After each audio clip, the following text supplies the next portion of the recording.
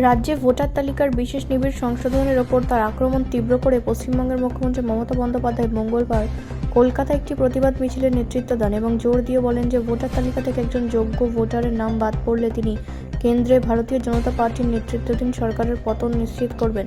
Voter তালিকা থেকে যদি একজন বৈধ ব্যক্তির নাম বাদ দেওয়া হয় তাহলে আমরা কেন্দ্রে বিজেপি সরকার ভেঙে দেব।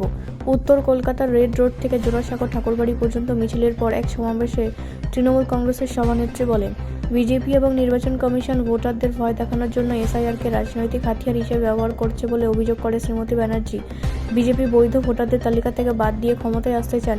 এই লোকেরা মনে করে তারা 2 কোটি লোকের নাম বাদ দেবে এবং বাংলাদেশে নির্বাসিত করবে অথবা তাদের ডিটেনশন ক্যাম্পে পাঠিয়ে ক্ষমতা দখলের জন্য দেশ থেকে তাড়িয়ে দেবে। তিনি বলেন, মুখ্যমন্ত্রীর পদযাত্রা সেই দিনই শুরু হয়েছিল যখন রাজ্যে ঘরে ঘরে এসআইআরের জন্য গণনা শুরু হয়েছিল এবং সিইও অফিসের কর্মকর্তারা জানিয়েছেন যে 16 লক্ষ গণনা ফর্ম বিতরণ করা হয়েছে। পদযাত্রায় দলের সিনিয়র নেতারা তার সাথে যোগ দিয়েছিলেন, যাদের মধ্যে দলের সাধারণ সম্পাদক অভিষেক ব্যানার্জিও ছিলেন। তাড়াহুড়ো করে এসআইআর তৈরির প্রয়োজনীয়তা নিয়ে প্রশ্ন তুলে তৃণমূল কংগ্রেস নেত্রী জিজ্ঞাসা করেছিলেন, আজ স্বাধীনতার এত বছর পরেও কি আমাদের এখনও প্রমাণ করতে হবে যে আমরা ভারতীয়? শ্রীমতী ব্যানার্জি বলেন, বিজেপি সরকার 2024 সালে একই ভোটার তালিকার ভিত্তিতে নির্বাচিত হয়েছিল, যে তালিকা বিজেপি দাবি করেছে যে অবৈধ ভোটারে পূর্ণ ছিল। আপনি 2024 সালের লোকসভা নির্বাচনে কিভাবে জিতেছিলেন?